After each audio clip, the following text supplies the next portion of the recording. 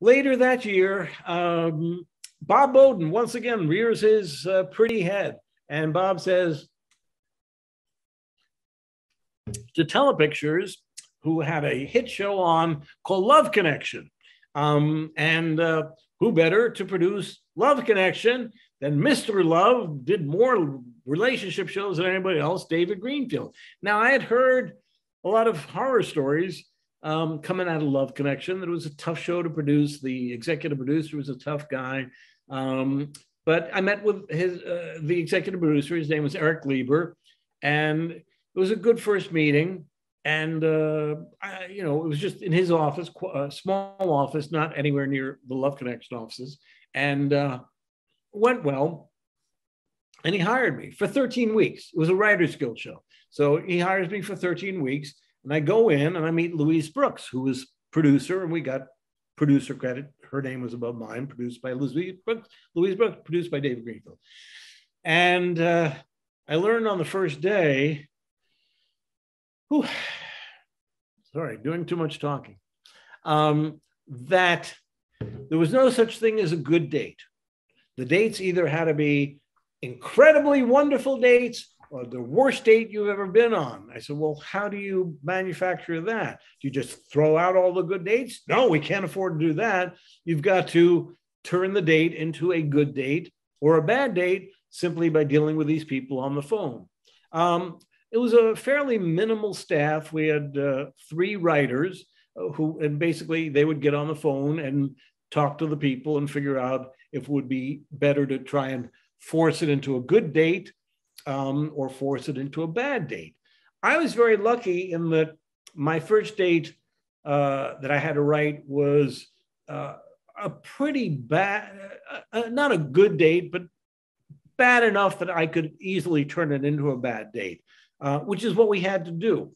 And it was kind of hard to live with myself doing that show. But Louise, who was a very tough cookie to everybody, kind of a yeller, but didn't mean to be. She was frustrated because Eric was a very tough guy to please. When you wrote, we literally wrote scripts.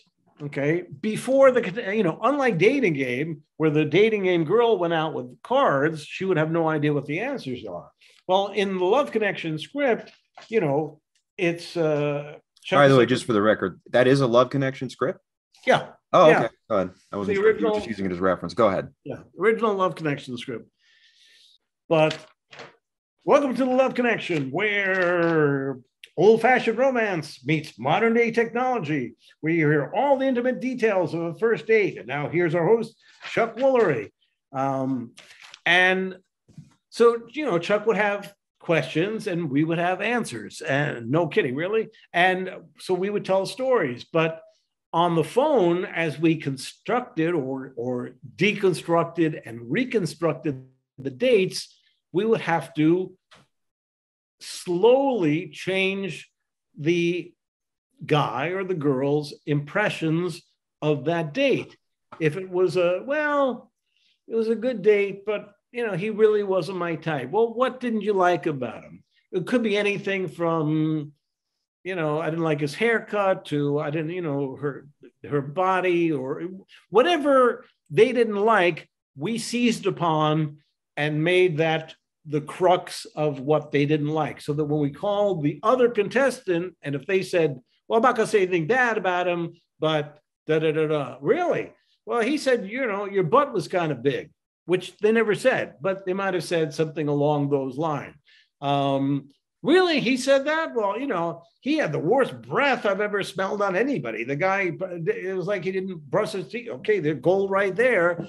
Then I go back and say, by the way, she spent about 20 minutes telling me about your bad breath. You're kidding me.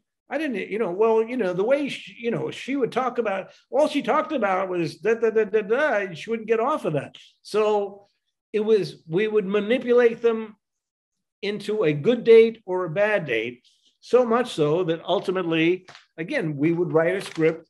It then had to be approved by Eric Lieber, and we would reiterate it so many times on the phone that when they came down to the show.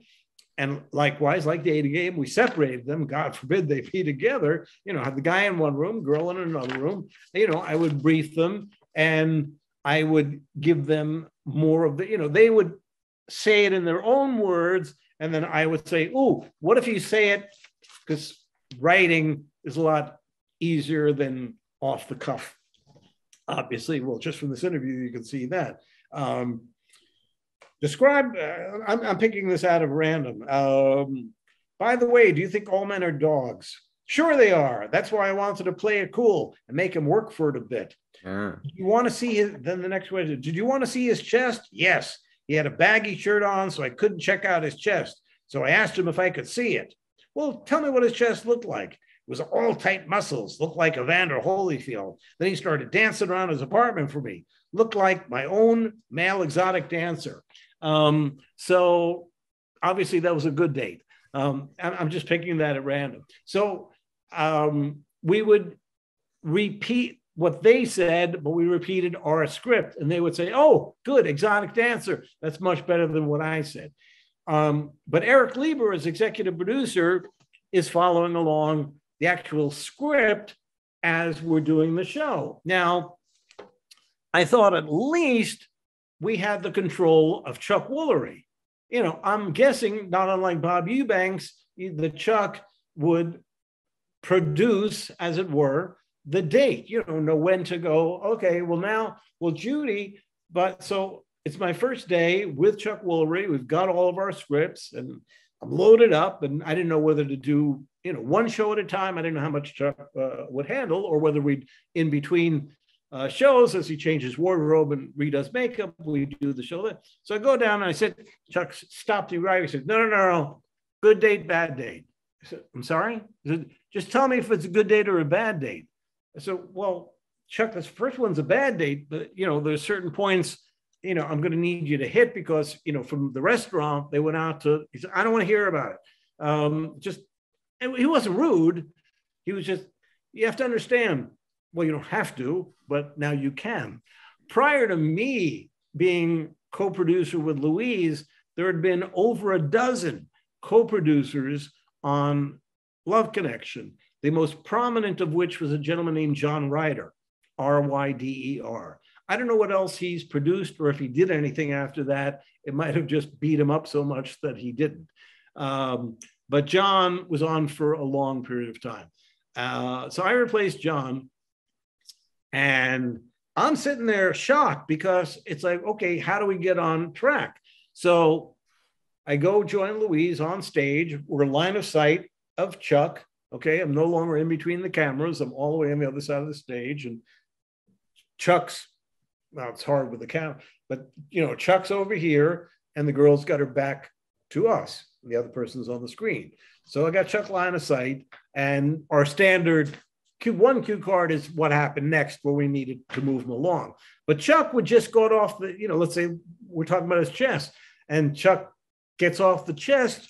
We got to quickly on cue cards, because to get from the chest, let's say that on this date, she meets another guy who leaves this guy in the lurch. This guy was much hotter than the guy I was in. Well, Chuck doesn't know that's where the date is heading. So we've got to, was there anybody else there that, and then, because the girl's following Chuck, and Chuck's not going anywhere. And Louise, may she rest in peace, was incredible at writing cue cards while these people were speaking to get Chuck. And I mean, this is what you literally had to do, because Chuck's looking at the girl, and finally he'll look over at us and get him back on track. But Eric Lieber would come out during every break, and you could hear, he's a big guy, okay? And he was, I don't know if he was intimidating or whether he was purposely intimidating. Either way, he was intimidating, and he would bang his way out, and he'd say, "What does this say? She was great looking. Her onion was kicking." And what did he just say on the show? He said, "She was great looking. She had an incredible butt. Incredible butt. kicking in the onion, not the same. And, he would just get angry. And I only did it once, but I tried to impress upon him, these are people who are not actors. They didn't take this home to memorize, okay? They're doing the best they can, as if 12 other producers hadn't done that before me.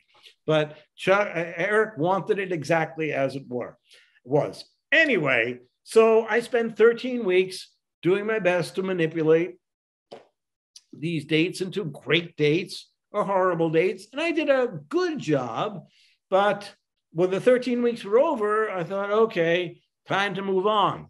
Eric calls me into his office. He says, "You're really doing a nice job. You want to stay on?" Huh? What? I was shocked. And I didn't have anything lined up, and the pay was very good. And it was Writers Guild. And I get a pension, of course, from Writers Guild, also reruns.